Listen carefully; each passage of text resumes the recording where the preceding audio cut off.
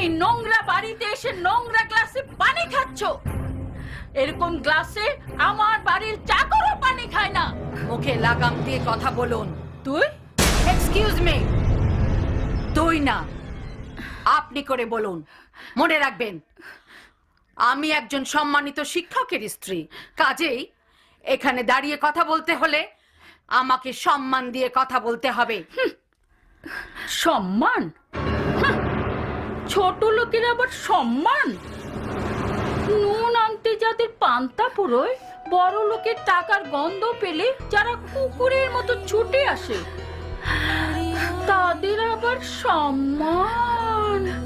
টাকার লোভে তোরা তোদের কুলাঙ্গার ছেলেকে আমার মেয়ের পেছনে লেলিয়ে দিয়েছিস। মিথ্যে কথা। চুপ! আপনি চুপ করুন। আপনার চিৎকার করার জায়গা এটা নয়।